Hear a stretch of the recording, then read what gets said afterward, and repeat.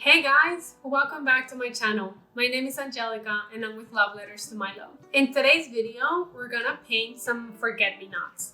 So I recently learned how to paint these cute little flowers and I'm going to show you how I painted them. I painted this for my Instagram a few days ago, but so today we're going to use the same flower, but we're just gonna do a rest just because I think it will be fun to do something different. I will put the description to all the materials that I use in the description box, so don't forget to check that out. But to give you a little snippet of the materials that I actually use is this Arches watercolor paper. It is 140 grams and it's cold pressed, so it has that like really nice texture to it. For this tutorial, I'm also going to be using 3 brushes. This Cerakami brush that I bought at Tokyo Hands in Osaka. I think it's for fabric or something like that. So I'm going to be using this brush, but you can use any brush. Like, it doesn't have to be with this brush. Then I'm going to also use these 2 brushes, but you can really use any brush, really. I'm just going to use these. This is a filbert brush. It has a little bit of a flat head, kind of, with a round top. And then I'm going to use this Betty Hayways. You can find a link to all the Betty Hayway brushes in my description as well. But again, you can use any brush. It's just my preference right now at this moment. As for colors, I'm going to be using this turquoise color, and I believe it's by Holbein. But you can find it in like Winsor & Newton or any other brand. I'm also going to use Cadmium Yellow by Winsor & Newton, but then again, you can use really any yellow. And for the details, I'm going to use Indigo. I believe this was also Winsor & Newton. For the leaves and stuff like that, I'm going to mix any one of these 3 colors. I like to just keep it simple with the colors. You know, obviously like blue and yellow make green, so why not keep it within the same color tones? So that's what I use. I just like to keep it simple. So I hope you guys like this video, and if you have any comments, let me know in the description, in the comments below. So let's get started. So I'm going to start with this very large piece of paper, and by cutting it by hand, I'm going to cut it into 4 pieces because I usually don't paint like that big, and so to maximize like my paper, then I just cut it into smaller pieces, and I have a tendency to paint small anyway, so we're just gonna paint in a smaller piece of paper, not in the whole page. So that's what I'm doing. I'm just cutting the paper by hand.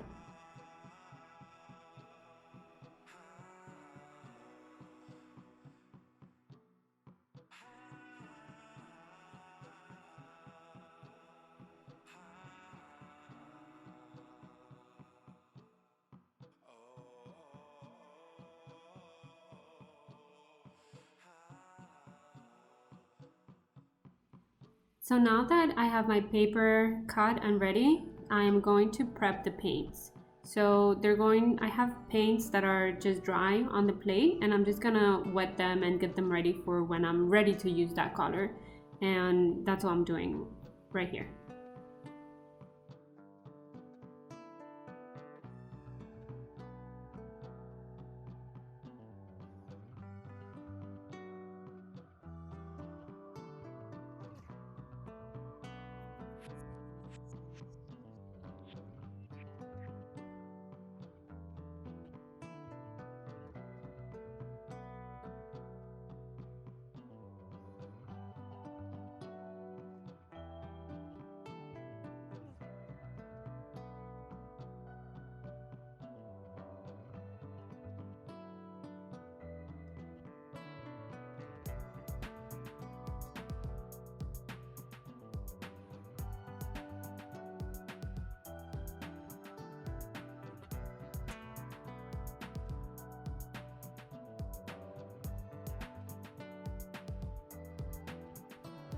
Okay, so now we have our paints on our paper ready, and we're ready to start.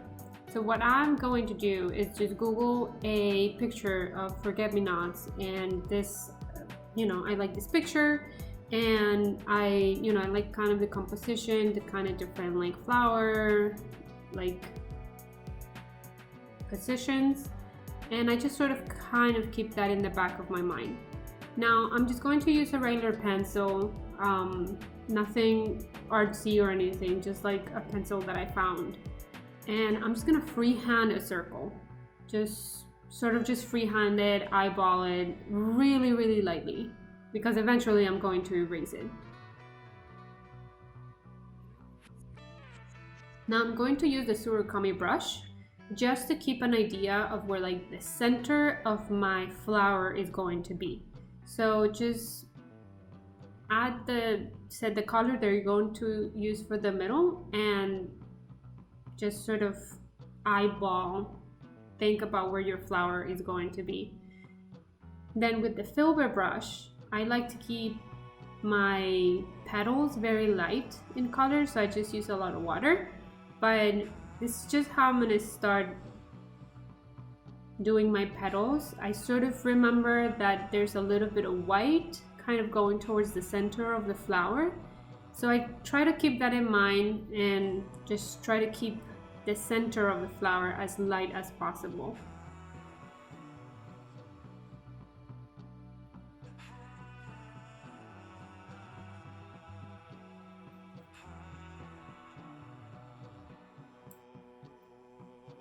As you can see, I like to rotate my paper a lot because sometimes it's hard for me to paint kind of with the brush stroke from downwards to upwards, and so I like to paint from upwards to downwards. So that's why I like to rotate my paper a lot, just so it's just more comfortable for me, for my personal preference.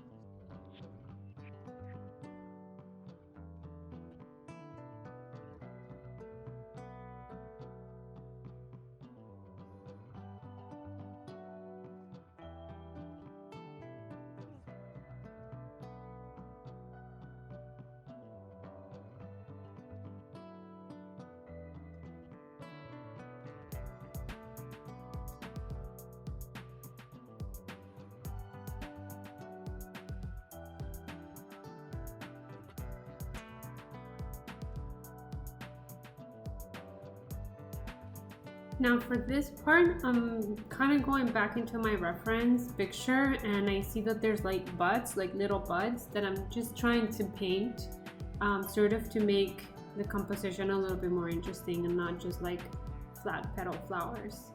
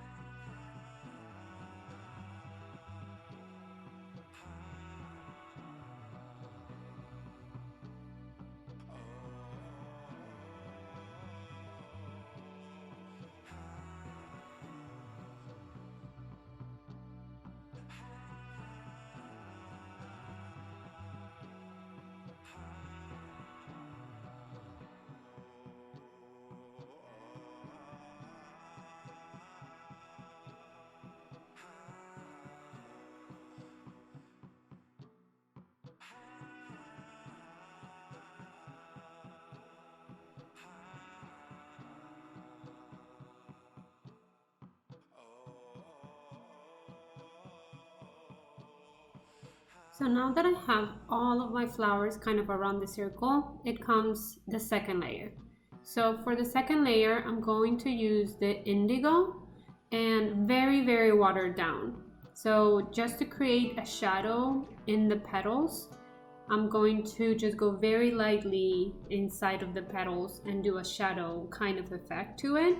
And like right now, it's a little bit too intense. So I just keep kind of watering it down, like wiping it with a towel, then just water it down. Now it's too watered down. And so I add a little bit more indigo. So it's kind of just, you have to see what you like. Sometimes I don't like my shadows to be so intense. And I have to remember, keep in mind that watercolor dries lighter. So these shadows might not end up overall looking too dark. And so it's just a little game of the intensity and the saturation basically of my shadows. So that's what I'm going to do throughout all the petals, and I'm going to mix it between a little bit darker and a little bit more watered down, but that's what I'm going to do through all the petals.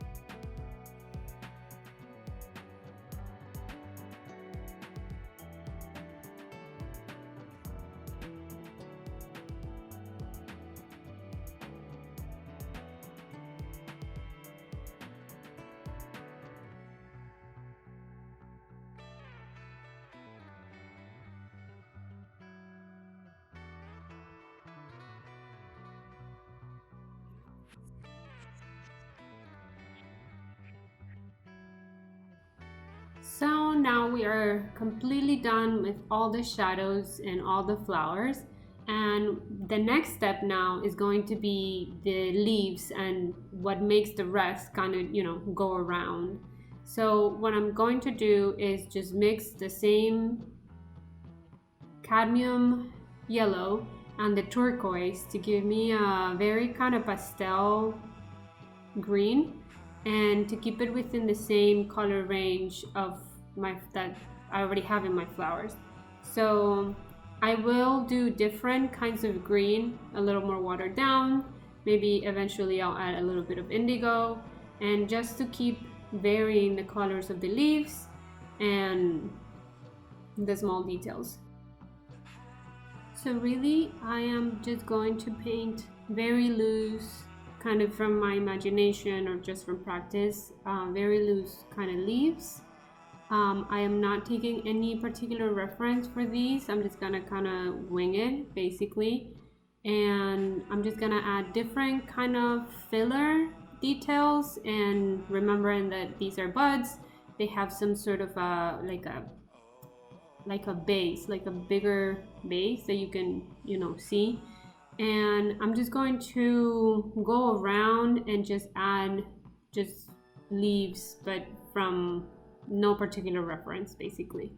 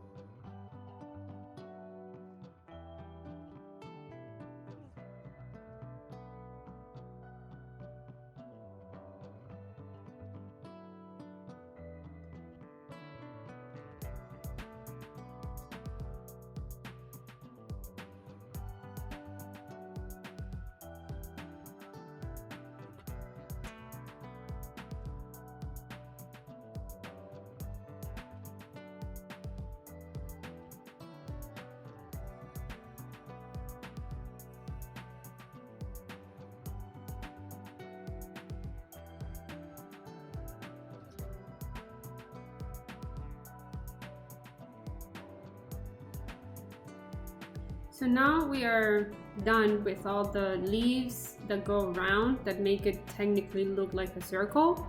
And we're gonna move on to the details. And the details are going to be done with this Betty Hayways number 3. It's a synthetic brush. The link is up on the description. And I'm just going to use indigo, a little bit less watered down because I want it to be really intense. Well, because I want the flowers to really pop. So that's why I'm adding this very dark detail. And really, I am just kind of keeping in the back of my head that the center of the flower and the petals have some white to it. And I just want to keep that very loosely in the back of my mind. And I just kind of go around the petal, add some lines, and just sort of don't mess with it too much. Just a few lines, very dark, and it really does give it an effect of like popping the petal and the flower. And I just particularly think it looks really cute, and I'm just gonna go around and add the details to every petal.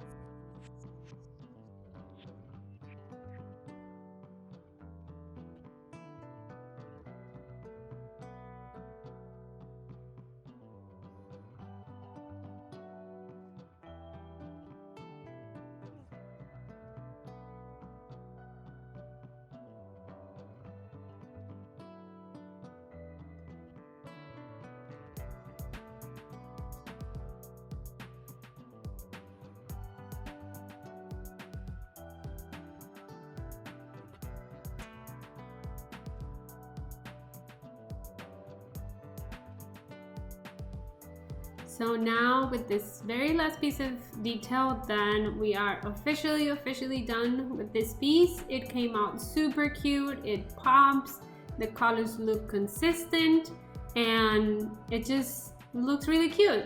So I really hope you guys enjoyed it.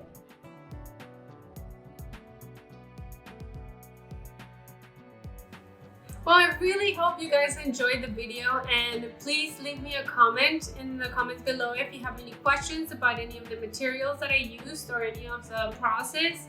If you have questions about the steps or color mixing or anything, just let me know in the comments. I try to get back to you as soon as I can. Don't forget to subscribe. I try to post a video almost every week, so I just want to keep you guys up to date in all the things that I paint and that I post. And so you guys have access to all of that, mostly on a weekly basis. Don't forget to follow me on Instagram at Love Letters to Milo. I post content almost daily, if not sometimes like twice a day. So thank you so much for watching, and I'll see you guys next week. Thank you.